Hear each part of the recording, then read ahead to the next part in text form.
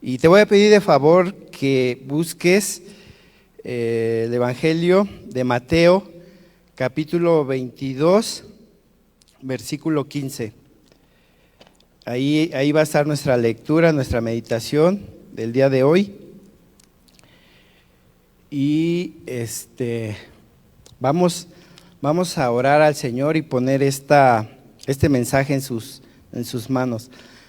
Padre que estás en gloria, te damos gracias, infinitas gracias, Dios, porque nos has dado el privilegio, Señor, de este día, de respirar, de vivir, de existir para alabar tu nombre, Dios. Te suplicamos que en este tiempo tú nos des tu bendición para estudiar tu palabra, que abras nuestro entendimiento, que tu palabra sirva, Dios, para transformar nuestra vida, para traer consuelo a nuestra alma. Saluda a nuestra mente, Dios, a nuestro cuerpo. En el nombre de Cristo Jesús, Espíritu Santo, abre nuestro entendimiento y te damos las infinitas gracias, Padre. En el nombre de Jesús, amén y amén. Hermano, este tema lo he titulado, bueno, tiene un nombre muy extraño, ya desde que te lo diga, pues igual te puede causar algo de gracia, pero bueno, fue lo que Dios me habló, lo que Dios me dio, y bueno, al final vas a entender por qué le dimos este sentido y este título. El título que yo nombré a este mensaje se llama 2 de 3 caídas sin límite de tiempo.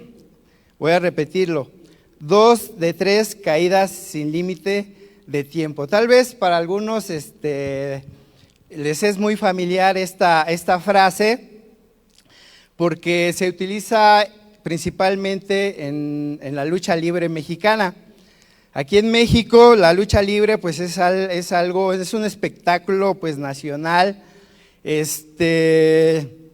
La verdad no soy apasionado, pero sí me gusta. Y esta frase la utiliza el referee para presentar la lucha que va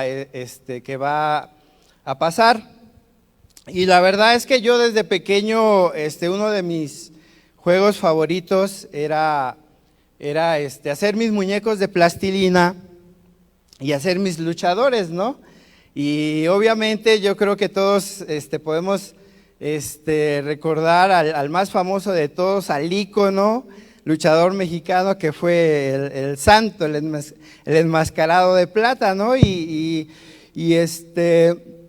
Entonces la lucha libre aquí en México pues es parte, no sé si de la cultura, el folclore, pero yo soy de los que opino que deben de la lucha libre debe de ponerse como así como la comida, debe ser parte a nivel mundial, ¿cómo le nombran?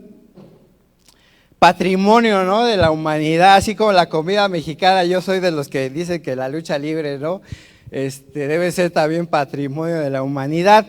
Pero es algo gracioso, pero así me sucedió cuando yo estaba leyendo la Biblia, ahí en Mateo 22, y sucede algo muy especial. Es Jesucristo cuando está hablando a la gente, lo hace en Jerusalén, y es tan especial ese momento, porque en ese momento se encontraban mucha gente, y dentro de esa gente había grupos de personas, tanto religiosos como políticos,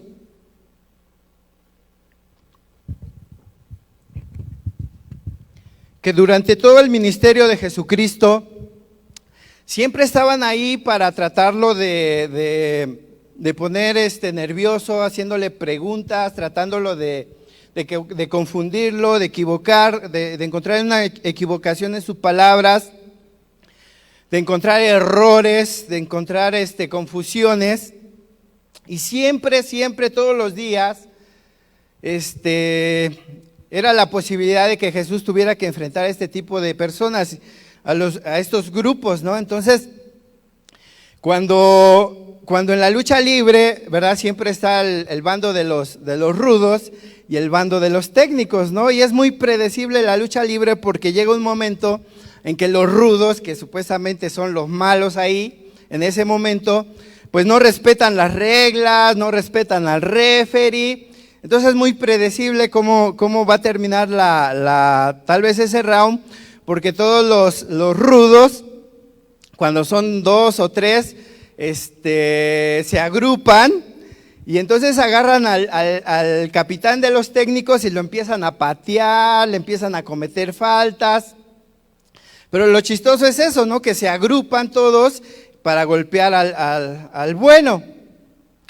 Y entonces, leyendo yo este pasaje de Mateo 22, no lo vamos a leer todo, sino algunos versículos. Igual aquí sucede con estos grupos de personas. De entre ellos estaban los saduceos, los fariseos. Yo creo que todos identificamos, cuando leemos la Biblia, vemos o leemos que frecuentemente se hace mención de los fariseos, ¿sí? Que eran judíos, pero era una secta que cuando Jesús desarrolla su ministerio en Israel, ya existía desde mucho antes de que Jesús naciera y comenzara su ministerio. Pero en este pasaje, si gustas, vamos a leer en el versículo 15 de Mateo 22. Voy a leer la versión de las Américas.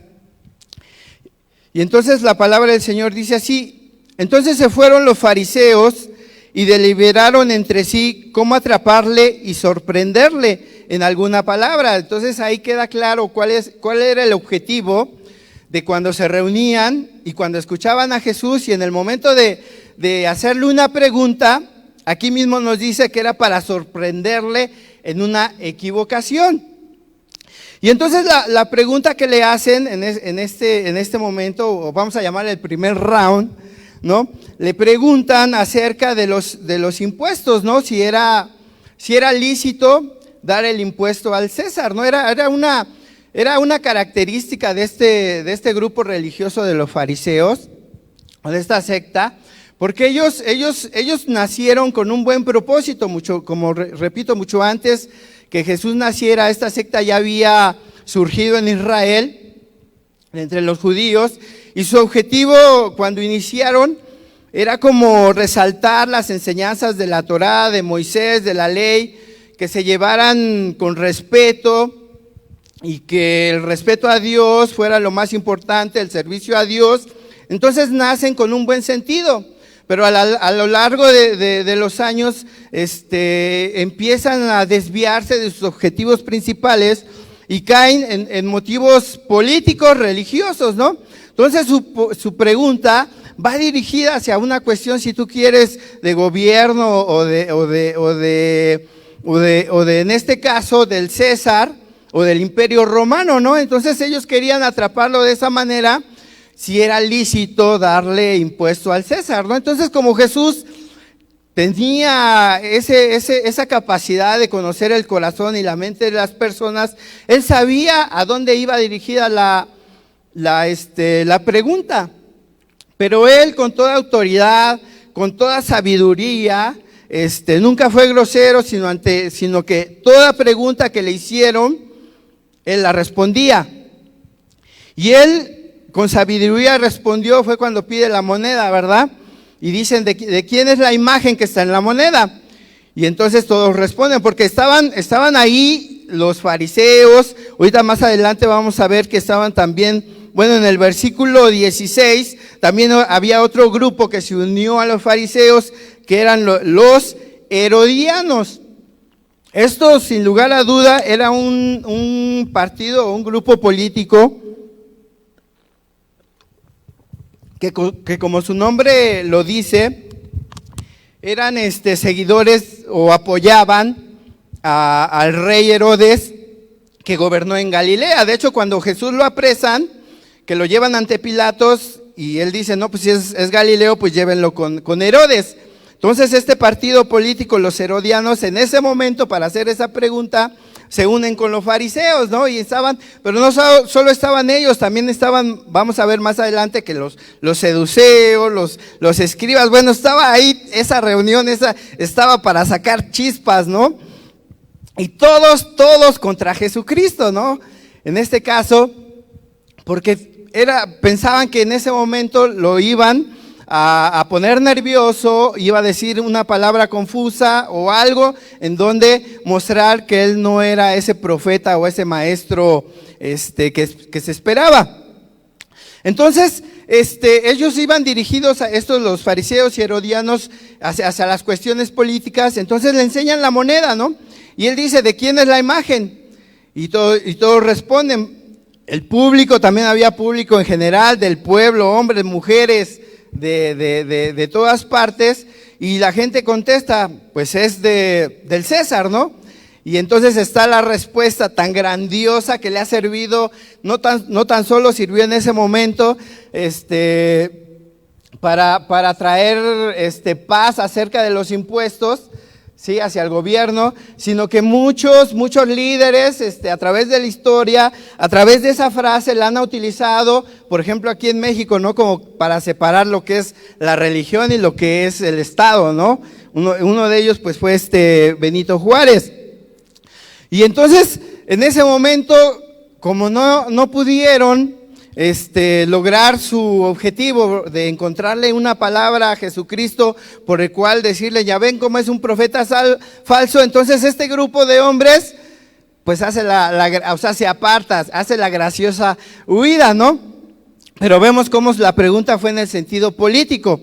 Más adelante en el versículo 23 aparece el siguiente grupo, si tú quieres buscarlo ahí, dice, ese día también se le acercaron algunos saduceos. Era otro grupo de gente bien acomodada, con posibilidades económicas, también un grupo religioso, que también obviamente estaban en contra de Jesús, pero también no estaban de acuerdo con los fariseos, porque como ahí dice una de sus características, los saduceos, entre paréntesis dice, los que dicen que no hay resurrección. Entonces los saduceos, ellos creían que no había resurrección, y la pregunta que le hacen a Jesucristo va por ese lado también, y es cuando le preguntan acerca del matrimonio, ¿no?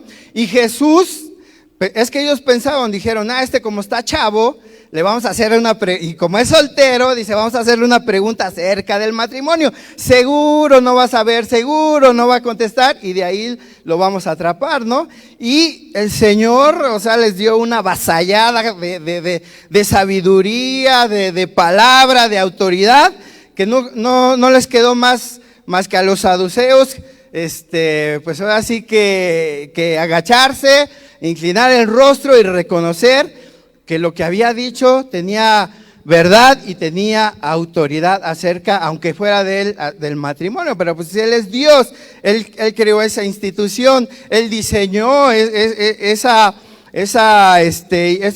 imagen que es la base de toda familia, de toda sociedad. Y luego pierden el round los saduceos. Vámonos hasta el versículo 34. Y ahí es ahí donde me causó gracia todo este pasaje. No la Biblia, sino la actitud de los fariseos. Fíjate cómo dice, pero al oír los fariseos que Jesús había dejado, ¿qué? Callados, avergonzados. A los saduceos, ¿qué dice? Se agruparon, ahí me imagino que eran como los rudos, ¿no? Que se agruparon para golpear al técnico, ¿no? Para tratarlo de humillar. Así todos ellos dicen, ya otra vez venció a los saduceos, otra vez los humilló, y hacen team back, ¿no? Como que se agruparon, dice ahí, a ver, ahora qué le vamos a preguntar, de qué tema, en qué le vamos a encontrar a este hombre alguna falla, ¿no?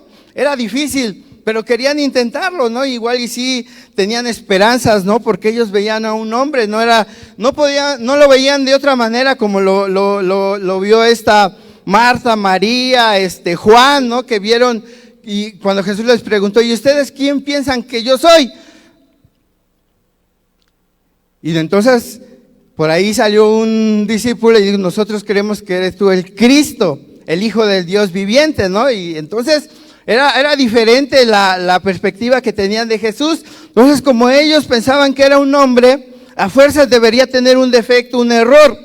Pero la verdad es que nuevamente Jesús responde con toda sabiduría y con toda autoridad, como siempre lo hizo. Y ya al final en el versículo 46, fíjate cómo dice, y nadie pudo contestarle ni una palabra, ni ninguno desde ese día se atrevió a hacerle más preguntas. Ganó el técnico, ganó el bando de los buenos, salió victorioso Jesucristo.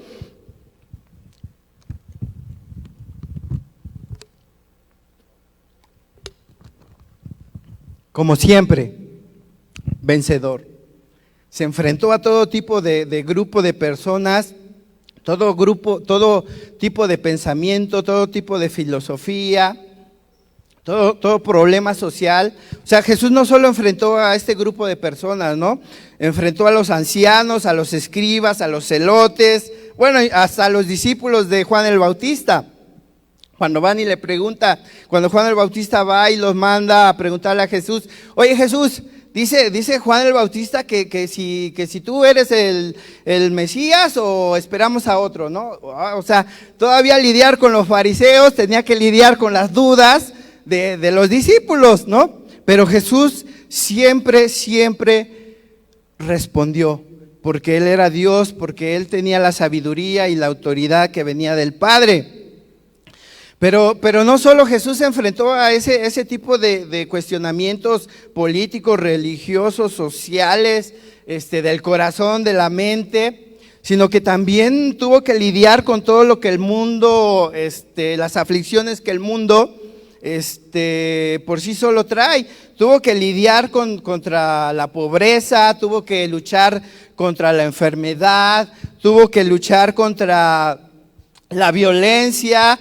Y al final de su ministerio, tuvo que enfrentar y luchar contra el pecado y la muerte. O sea, el ministerio de Jesús, de alguna manera, hay unos dibujos que ilustran esa faceta de Jesús y lo pintan obviamente con su túnica blanca y con las carrilleras, ¿no? Como revolucionario, porque de alguna manera algunos lo ven como un revolucionario, como un guerrero, como un tipo que traía un tipo de avivamiento, pero en realidad Jesús sí tuvo que enfrentar una lucha. De hecho, sí, yo considero que su ministerio fue también una lucha espiritual, donde Él tuvo que enfrentar, pelear, orar, ayunar, para poder enfrentar todas esas batallas que el día a día se le presentaban, no solo a Él, sino a los discípulos que lo seguían y a la gente a la gente que le predicaba, al pueblo, ¿no?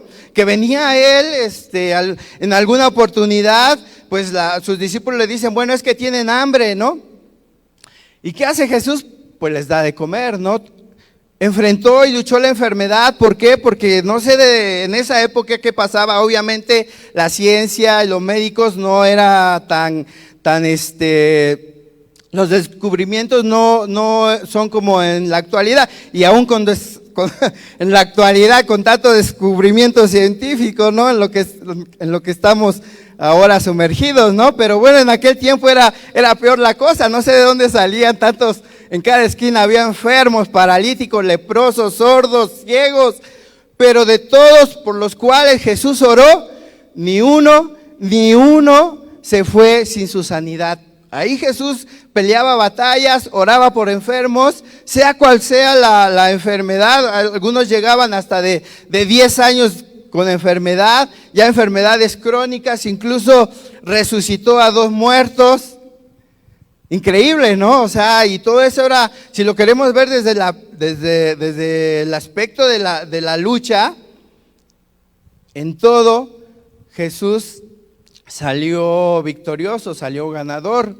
Y de hecho él le da una promesa a sus discípulos, que también es una promesa para nosotros hoy en día, y que dice, no tengas miedo, dice, en el mundo habrá problemas y aflicciones, pero no tengas miedo. Yo he vencido al mundo. O sea, toda la problemática que el mundo te puede presentar en cualquier etapa de tu vida, te puede causar miedo, angustia, tribulación, enfermedad, pero la promesa del Señor es que no tengas miedo, porque Él también enfrentó a todo eso, luchó. Es más, en sí mismo dice que Él llevó en sus golpes, en sus heridas.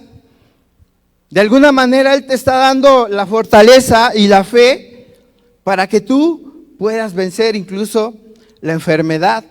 Porque a Jesús, cuando lo golpearon, que también fue otra de sus luchas, enfrentó, ahora sí, en manos de la justicia romana o del imperio romano, recibió castigo a su cuerpo, humillación a su persona, y Él, como hombre, como el Hijo de Dios, como Jesús, no se acobardó ni se quejó, sino enfrentó pues lo que estaba planeado para Él, con gallardía. Es más, cuando va a entrar a Jerusalén, dice que su semblante, ya unos 3 días antes de que lo crucificaran, que su semblante cambió por lo que iba a venir. Y Él, o sea, su cuerpo, tal vez sí lo debilitaron, físicamente, obvio, sí lo debilitaron por todos los golpes y por la sangre que él sufrió. Pero su mente, su espíritu, nunca lo pudieron debilitar y nunca lo pudieron derrotar. Y tenía que enfrentar todavía la cruz. Luchó ahí, en el Getsemaní, tal vez contra él mismo, pero al final Él rindió su vida a la obediencia, con la obediencia al propósito de Dios. Tenía que enfrentar ahí la cruz, que lo pusieran, que lo clavaran desnudo, la humillación, la burla. Y no solo ahí, todavía tuvo que bajar al infierno para ser quemado, y de ahí el Espíritu Santo, dice la palabra de Dios, entretejerlo, resucitar y vencer al tercer día, resucitando de entre los muertos. Pero en esa resurrección, ahí hay algunos pasajes, bueno, sería llevarnos más tiempo explicándotelos, pero la palabra de Dios dice que Él derrotó a la muerte. O sea, espiritualmente, no al estado de que mueres, como el de Lázaro, ¿no? Que mueres y resucita, sino a la potestad, que es la muerte. Baja a su terreno, baja a sus terruños, baja a su barrio, y ahí mismo lo declara, lo humilla y lo vence al resucitar al tercer día. Ese mismo pasaje dice que despojó a los principados y a las potestades del documento, la acta que estaba en contra de nosotros. Por lo cual nosotros estábamos declarados de culpables y que nuestras almas fueran directamente al infierno. Pero Él, a través de su lucha, a través de su victoria, hoy nosotros que hemos creído y que hemos tomado la fe en Jesucristo, tenemos la promesa de que nuestro nombre fue escrito en el libro de la vida y que nuestro destino no es el lago de fuego, sino que es la vida eterna junto a Jesucristo, porque Él peleó valientemente y venció por cada uno de nosotros. Eso es glorioso. La verdad, cada que abro la Biblia y leo lo que Jesucristo hizo por nosotros, más me admira, más me motiva a seguirlo, a amarlo, a admirarlo, lo que Él hizo por nosotros. Enfrentó como te dije, infinidad de cosas. Yo no sé de qué grupo de personas, tal vez la sociología te catalogue. Yo no sé si eres de un grupo de los que se considera filósofo, académico, pobre, rico, hippie, feminista, activista, peace green, ecologista. No sé a qué grupo y qué pensamiento, qué ideología tengamos. Pero así como Jesucristo ofreció una oportunidad a todos estos grupos, porque déjame decirte que de los fariseos hubo, a pesar de toda su doctrina y sus reglas que tenían, hubo quienes, sí, a pesar de su pensamiento, a pesar de sus dudas, a pesar de la crítica que iba a tener de sus compañeros fariseos, decidió seguir a Jesucristo. Sintió en su corazón, en su mente, como Nicodemo. Nicodemo era un fariseo que creyó en Jesucristo. Saulo de Tarso era un fariseo y al final se convirtió a Cristo. Y no le importó hacer a un lado o poner una barrera en su mente de toda esa ideología. Al final creyeron, encontraron la verdad y fueron libres. Así que yo no sé de qué grupo, a lo mejor eres ateo por la gracia de Dios, pero si tú le das la oportunidad a Jesucristo que entre a tu vida, a tu corazón, créeme que igual que muchos ateos que han venido al conocimiento de Jesucristo, vas a ser uno de los más servidores, más fervientes que la iglesia pueda tener. Esos ideales por los cuales las personas luchan, pelean, buscan, Jesucristo se los puede dar. Jesucristo puede llenar tu mente, tu corazón y esas cosas por las cuales son importantes para ti, las vas a encontrar. Las vas a encontrar y te vas a sentir pleno y vas a ver que en realidad el problema no estaba afuera, sino estaba en tu mente y en tu corazón y en las cadenas y en las dudas que tenías acerca de tu vida y el propósito que había en tu vida. Dios te va a hablar, Dios Jesucristo te puede mostrar el porqué de las cosas, por qué te sucedieron de pequeño, por qué las injusticias, y al final tu corazón y tu mente serán verdaderamente libres.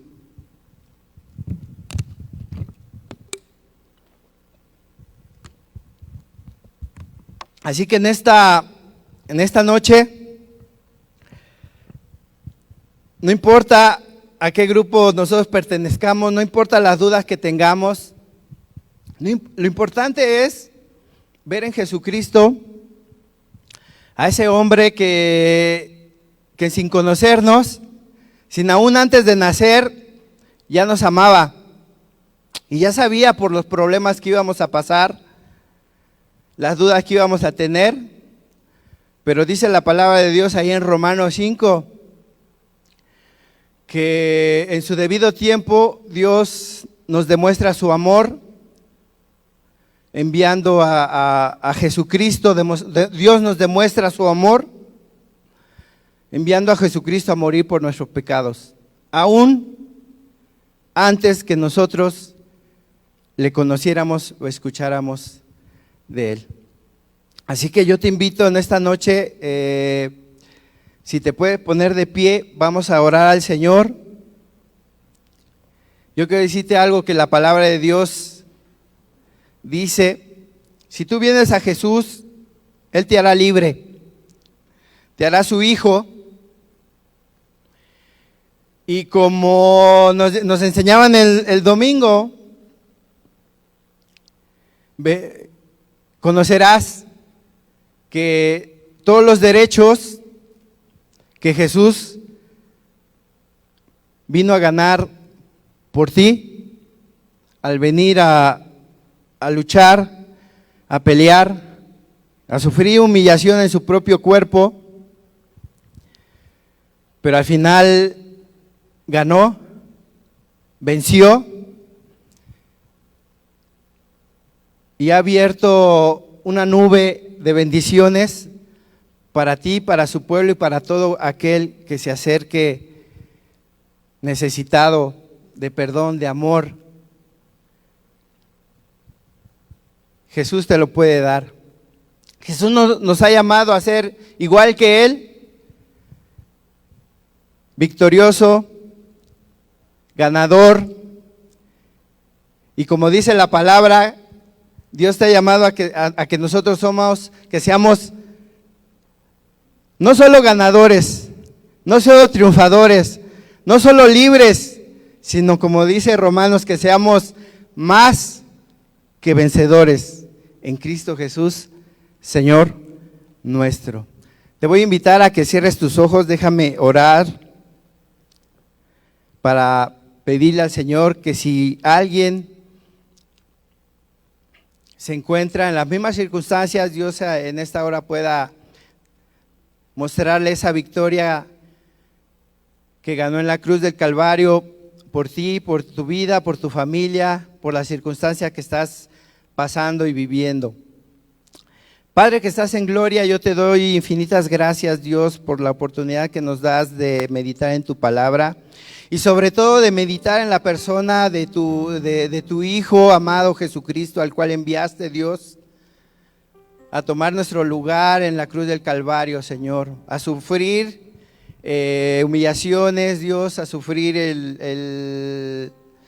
la rudeza, Señor, de la sociedad en ese tiempo, Dios, el desprecio, Dios,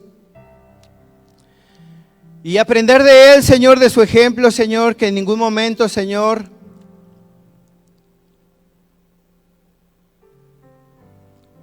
hubo temor en Él, en ningún momento, Señor, le pasó por la cabeza, Señor, dejar el propósito por el cual Él había sido enviado a esta tierra, Dios.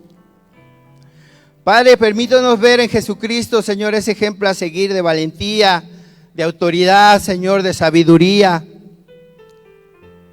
Permítanos ver hoy a través de tu Hijo Jesucristo que enviaste, Dios, a ver la solución, Señor, al problema, Señor, que yo estoy pasando en este momento de mi vida. Jesús, amado Señor, tú conoces el corazón y la vida, Dios, de cada uno, Dios, de los que están viendo y que verán, Dios, este mensaje, Padre. Jesús, ten misericordia, así como lo hiciste con nosotros un día que estábamos alejados, Dios, y que en tu misericordia nos hiciste abrir los ojos y ver en ti, Dios, a ese ser maravilloso que nos amó aún antes, Dios, que te conociéramos, Señor.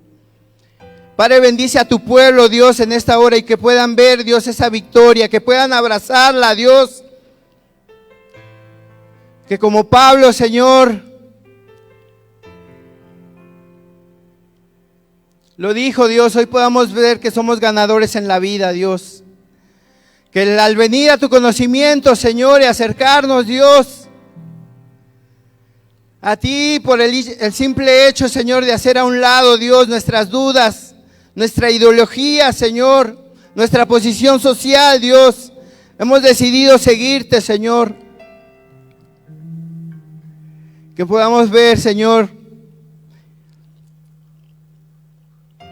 ese amor infinito, Dios, que tú has derramado, Dios, por cada uno de nosotros. Gracias, Dios, porque ahora somos libres, Dios, porque ahora somos bendecidos, Señor, porque ahora hay gozo en nuestro corazón, Dios, por haber decidido seguirte, Jesucristo. Gracias por esas bendiciones y esos derechos que hoy nos das como tu pueblo y como tus hijos.